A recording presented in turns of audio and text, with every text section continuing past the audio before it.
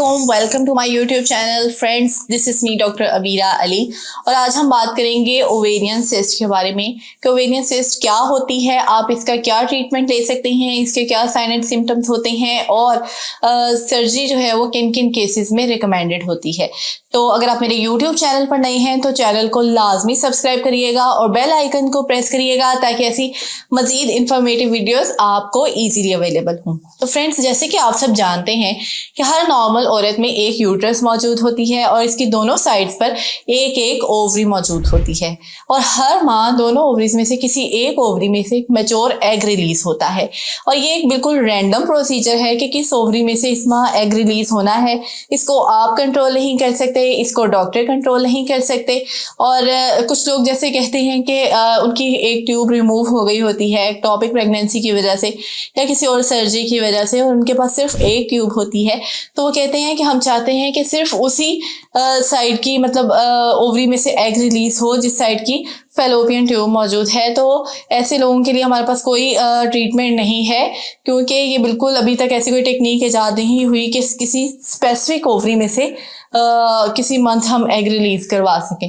जब फॉलिकल में से एग रिलीज होता है तो जो फॉलिकल का रेजिडुअल फ्लूइड होता है वो भी साथ ही रिलीज होता है, जिसकी वजह से बाद औक़ात आपको पेट के निचले हिस्से में पेन हो सकती है जिसको मिड साइकिल पेन भी कहा जाता है, जो यूजुअली अराउंड डे 13 से डे 14 तक आपको फील हो सकती है। मिटल शिमर्स का नाम दिया जाता है उसको मेडिकल टर्म में।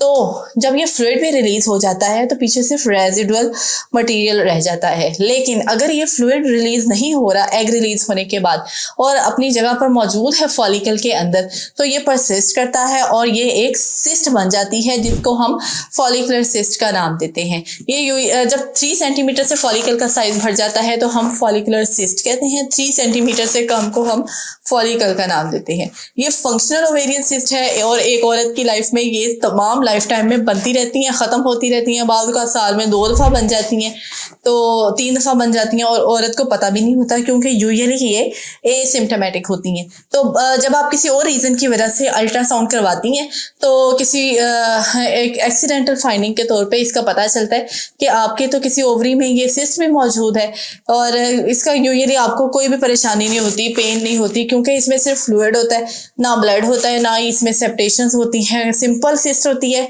कम्प्लेक्स सिस्ट बिल्कुल नहीं होती। तो अगर ये 7 सेंटीमीटर से कम की सिस्ट है तो आपने इसको कंजर्वेटिवली मैनेज करना है। अब कंजर्वेटिवली मैनेज करने का ये है कि आपको आपके डॉक्टर पेन किलर्स दे सकती हैं या फिर आपको कोई हार्मोन्स की टैबलेट्स दी जा सकती हैं, कोई प्रोजेस्टेरोन दिए जा सकते हैं, कोई COCPs दी जा सकती हैं। इससे ना सिर्फ ये कि आपके सिस्ट की जो साइज़ है उसमें श्रिंक होता है वो साइज़ और रिजॉल्व भी हो जाती है कुछ केसेस में, बल्कि आपको एडिशनल कॉन्ट्रासेप्टिव बेनिफिट्स भी मिलते हैं। यानी कि अगर आप प्रेगनेंसी नहीं चाहती तो इसकी वजह से जो है वो प्रेगनेंसी भी नहीं होती। तो इसके अलावा एक वेट एंड वॉच पॉलिसी होती है कि 3 मंथ्स के बाद आप अल्ट्रासाउंड करवाएं, कुछ भी ना करें, मेडिसिन भी ना दें और उसके बाद 3 मंथ्स के बाद वाले अल्ट्रासाउंड पे देखा जाए कि सिस्ट का साइज अब कम हुआ है या सेम साइज परसिस्ट कर रहा है। और अगर 7 सेंटीमीटर से ज़्यादा की सिस्ट है तो इस सूरत हाल में भी पेशेंट को हम डायरेक्ट सर्जरी एडवाइज नहीं करते बल्कि 1 to 2 मंथ्स का हम मेडिसिन का ट्रायल देते हैं और स्टिल अगर इम्प्रूवमेंट नहीं आ रही तो फिर हम सर्जरी एडवाइज करते हैं। तो ये थी फंक्शनल फॉलिकुलर ओवेरियन सिस्ट जो कि फॉलिकल में से ओव्यूलेशन के बाद का फ्लूइड रिलीज ना होने की वजह से बनती है। अब नेक्स्ट जो हम फंक्शनल ओवेरियन सिस्ट की बात करेंगे वो है कॉर्पस ल्यूटियल सिस्ट। जब फॉलिकल में से एग रिलीज होता है तो जो रेजिडुअल मटेरियल होता है उसको हम कॉर्पस ल्यूटियम कहते हैं। ये कॉर्पस ल्यूटियम का नाम इसलिए इसे दिया जाता है क्योंकि ये येलो कलर का होता है और ल्यूटीन वर्ड से निकला है जिसका मतलब है येलो कलर।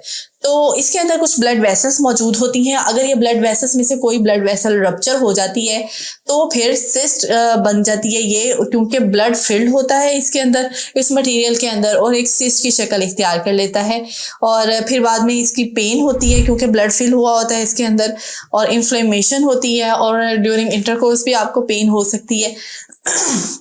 इसका जो अल्ट्रासाउंड पिक्चर होती है, इस सिस्ट के अंदर हमें ब्लड, मतलब वो फंक्शनल ओवेरियन सिस्ट, जो हमने फॉलिकुलर सिस्ट की बात की थी, फॉलिकुलर सिस्ट से डिफरेंट पिक्चर आती है, ब्लड का पता चल रहा होता है इसका। और जब हम इसको भी यूजुअली आमतौर पे तो हम सर्जरी नहीं करते इसको कंजर्वेटिवली मैनेज करते हैं। टैबलेट्स दी जाती हैं, पेन किलर टैबलेट होती हैं, हार्मोन्स की टैबलेट दी जा सकती हैं, और इसके अलावा सिम्टोमेटिक ट्रीटमेंट होता है। पेट के निचले हिस्से पर आप गर्म पानी की बोतल से मसाज कर सकते हैं, और अगर स्टिल ये ट्रीटमेंट नहीं होता, इसके बावजूद इससे पेन बहुत ज़्यादा होती है, तो फिर आपको सर्जरी करनी पड़ सकती है। अब कॉर्पस ल्यूटियल सिस्ट की एक बात है कि ये एक्टोपिक प्रेगनेंसी से बहुत रिजेंबल करती है। इसमें भी यही होता है, बाज़ औक़ात के पीरियड्स डिले हो जाते हैं, आपको प्रेगनेंसी टेस्ट पॉजिटिव आने लगता है, क्योंकि इसमें भी वो हार्मोन होता है जो कि प्रेगनेंसी हार्मोन होता है HCG, जिसकी वजह से आपका प्रेगनेंसी टेस्ट भी पॉजिटिव आ रहा होता है, और यूट्रस के साइड पे आपको यानी ओवरीज के अंदर एक सिस्ट भी नजर आ रही होती है। तो बाज़ औक़ात इसकी वजह से एक टॉपिक समझ के सर्जरी भी हो जाती है, लेकिन जब सर्जरी की जाती है तो फिर डेफिनेटिव डायग्नोसिस बनता है कि ये एक्टोपिक प्रेगनेंसी नहीं बल्कि ये कॉर्पस ल्यूटियल सिस्ट थी। और बाज़ औक़ात ऐसे भी होता है कि पेशेंट की अपनी एक प्रेगनेंसी होती है, यूट्रस के अंदर बच्चा मौजूद होता है, और उसके बावजूद कॉर्पस ल्यूटियल सिस्ट भी बन जाती है, और उस सिस्ट की पेन की वजह से जब सर्जरी करनी पड़ती है तो पता चलता है कि ये सिस्ट कॉर्पस ल्यूटियल सिस्ट थी, कोई एक्टोपिक प्रेगनेंसी नहीं थी। फ्रेंड्स, तो ये थी कॉर्पस ल्यूटियल सिस्ट। अब इसके बाद नंबर 3 पर हम बात करेंगे एंडोमेट्रियोटिक सिस्ट की। अब एंडोमेट्रियोसिस ये चीज़ होती है कि इसमें यूट्रस की जो लाइनिंग है यानी एंडोमेट्रियम, वो यूट्रस के अलावा किसी और टिश्यू में मौजूद हो सकती है, ओवरीज में मौजूद हो सकती है, फैलोपियन ट्यूब्स में मौजूद हो सकती है, और जहाँ जहाँ ये लाइनिंग मौजूद होगी वहाँ वहाँ ये ब्लीडिंग करवाएगी। यानी कि अगर ये यूट्रस के अंदर जहाँ मौजूद है, तो जब मेंसेस आएंगे तो पेशेंट को यूट्रस में ब्लीडिंग होगी, और साथ ही साथ ओवरीज में भी ब्लीडिंग होगी, और जहाँ भी ये टिश्यू मौजूद होगा उधर उधर ही ये ब्लीडिंग होगी। अब यूट्रस की ब्लीडिंग तो वजाना के जरिए बाहर रिलीज हो जाती है, लेकिन ओवरीज की जो ब्लीडिंग होती है वो रिलीज नहीं होती, बल्कि वो अक्यूमुलेट होकर एक ब्लड की सिस्ट बना देती है, जिसको हम एंडोमेट्रियोमा या एंडोमेट्रियोटिक सिस्ट कहते हैं। ये अब चूंकि ब्लड फील्ड होती है तो ये पेनफुल होती है काफ़ी, और ये इसको हम चॉकलेट सिस्ट भी बोलते हैं, और इसकी वजह से ये होता है एडहेरेंस बनती हैं, यूट्रस, फैलोपियन ट्यूब्स, ओवरीज आपस में चिपकती हैं, जिसकी वजह से इनफर्टिलिटी का भी मसला आता है। तो अगर ये 5 सेंटीमीटर से कम का एंडोमेट्रियोमा है तो हम इसको मेडिसिन के ज़रिए ट्रीट कर सकते हैं, और अगर ये 5 सेंटीमीटर से ज़्यादा का होगा तो हम इसको सर्जरी के ज़रिए ट्रीट करेंगे। लेकिन ये रिकरेंट होती हैं यूजुअली, और एक दफ़ा सर्जरी के बाद ये दोबारा भी बन सकती हैं। इसमें हम एक ट्रीटमेंट देते हैं ट्राईसाइक्लिंग, यानी कि कंटिन्यूअस हार्मोन्स देते हैं 3-3 माह के लिए। पेशेंट के पीरियड्स रोके जाते हैं, और जब चूँकि पीरियड्स रुकते हैं तो वो जो ब्लड होता है वो भी आहिस्ता आहिस्ता अपनी मिकदार को कम करता है, और इसका जो सिस्ट का साइज होता है वो श्रिंक होने लगता है। तो ये थी एंडोमेट्रियोटिक सिस्ट। अब इसके बाद नेक्स्ट सिस्ट की बात करेंगे, वो है डर्मोइड सिस्ट। डर्मोइड सिस्ट में एक्टोपिक टिश्यू मौजूद होते हैं जो कि यूजुअली ओवरीज में मौजूद नहीं होने चाहिए। जैसा कि जब इस सिस्ट को खोला जाता है तो इसके अंदर से हेयर निकलते हैं, टीथ निकल सकते हैं, स्किन के टिश्यू होते हैं, न्यूरल टिश्यूज मौजूद हो सकते हैं, और बड़ा इसके अंदर एक चीज़ी सा मटेरियल होता है। और इसकी जो सर्जरी है वो इसलिए करनी पड़ती है हमें क्योंकि ये ओवरी जिस साइड पे मौजूद होती है उस साइड की ओवरी को हैवी कर देती है, पेन होती है, और बात का ये जिस स्टॉक से लटक रही होती है अपने पेडंकल से, वो पेडंकल ट्विस्ट हो गए, ये सिस्ट की टॉर्शन हो सकती है, सिस्ट ट्विस्ट हो सकती है। जब सिस्ट ट्विस्ट होती है तो इसके पेडिकल में जो ब्लड वेसल्स होती हैं वो क्रश होती हैं, जिसकी वजह से ना सिर्फ ये कि पेन बहुत ज़्यादा होती है, बल्कि जो ओवरीज की ब्लड सप्लाई है वो भी कम होती है, और ओवरीज हमने हर हाल में बचानी होती हैं, तो इसकी हमें सर्जरी एमरजेंसी में भी प्लान करनी पड़ सकती है। इसका हल यूजुअली सर्जरी ही है, और जितनी जल्दी सर्जरी कर ली जाए उतना ही हम ओवरीज की ब्लड सप्लाई को बचा सकते हैं, ओवरीज को बचा सकते हैं। और जब हमने यंग अनमैरिड लड़कियों में इसकी सर्जरी करनी होती है तो हमें ये ख्याल रखना पड़ता है कि हमने ओवेरियन टिश्यू को कंजर्व करना है, क्योंकि अभी उन्होंने अपनी जो रिप्रोडक्टिव लाइफ है उसको स्टार्ट करना है। तो फ्रेंड्स ये थी हमारी डर्मोइड सिस्ट। नेक्स्ट कुछ और भी सिस्ट हैं जो कि सीरस सिस्ट एडिनोमा और म्यूसिनस सिस्ट एडिनोमा के नाम से जानी जाती हैं। ये भी बिनाइन सिस्ट होती हैं, नॉन कैंसरस सिस्ट होती हैं, लेकिन ये साइज में बहुत बड़ी हो सकती हैं। प्रेग्नेंट पेशेंट की तरह का पेट हो जाता है, इसमें इतनी इतनी बड़ी भी हो सकती हैं ये।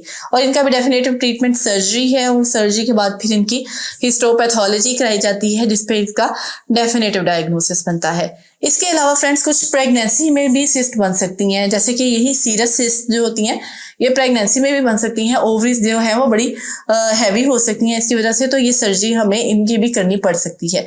और इसके अलावा डर्मोइड सिस्ट भी प्रेगनेंसी में बनने वाली जो होती है मोस्ट कॉमन सिस्ट है। तो फ्रेंड्स प्रेगनेंसी में जब भी आपने सर्जरी करानी है तो ये डॉक्टर्स इस बात का ख्याल रखें कि ये फर्स्ट ट्राइमेस्टर में हमने अवॉइड करनी होती है इसकी सर्जरी, यानी कि कोशिश करें कि फर्स्ट ट्राइमेस्टर में कंजर्वेटिवली मैनेज कर लें और इसके बाद इसकी सर्जरी प्लान कर लें।